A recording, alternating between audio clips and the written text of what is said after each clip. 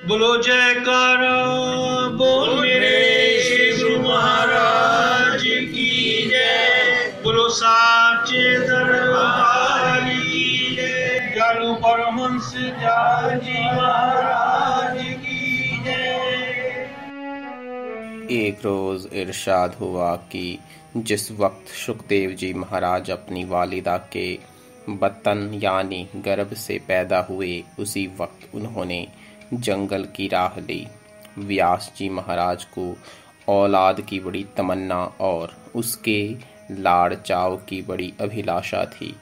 उनको जंगल जाते देखकर उनके पीछे दौड़े और घर वापस आने के वास्ते इसरार यानी आग्रह किया। सुखदेव जी महाराज ने उनसे अर्ज किया कि कोई आदमी किसी पड़ोसिन पर आशिक था।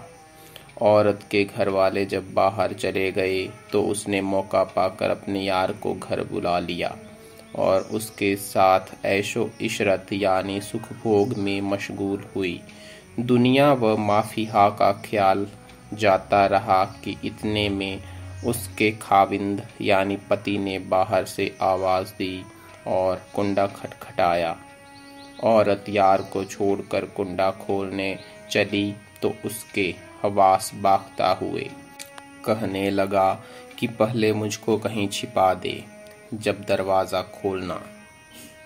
औरत ने कहा कि और कोई जगह तो है नहीं, अलबत्ता यह संडास है, इसमें उतर जाइए।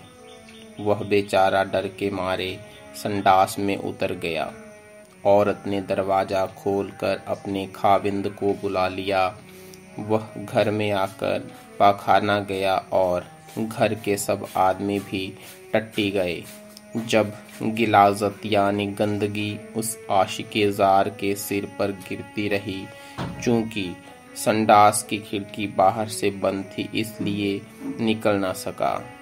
एक दिन और रात में गिलाजत में अटा पड़ा रहा। दूसरे दिन सुबह जब मेहतरानी ने संडास खोली और उस आदमी को पहचाना तो उसने बड़ी मिन्नत समाजत करके पीछा छुड़ाया और कुछ देना लेना करके उससे इकरार यानी वचन कराया कि इस हरकत का किसी से तज़किरा यानी चर्चा न करे। वहाँ से निकलकर बेचारा घर आया और स्नान करके अपने मकान की छत पर चढ़ा। उधर वह औरत भी अपने कोठे पर आई और उस आदमी को इशारे से अपने मकान में आने को कहती है। यह कहकर सुखदेव जी ने पूछा कि अब फरमाइए, क्या वह शख्स फिर उस औरत के घर जाना पसंद करेगा? और अगर बिल फर्ज वह जाना पसंद करे तो आप उसको क्या समझोगे? व्यास जी ने फरमाया कि ऐसी तकलीफ झेलकर वह हरगिज यानी कदापि न जाएगा, और अगर जाए तो उससे बढ़कर मूर्ख कोई नहीं। सुखदेव जी ने जवाब सुनकर अर्ज किया कि इंसान की बंजिशा यानी सर्वथा यही हालत है।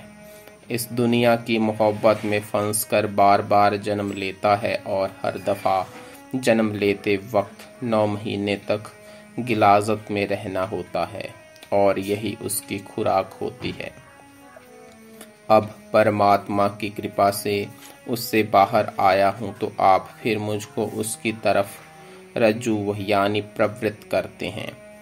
भला इन तकलीफ यानी कष्टों को झेलकर मैं कैसे उस तरफ रुख करूं?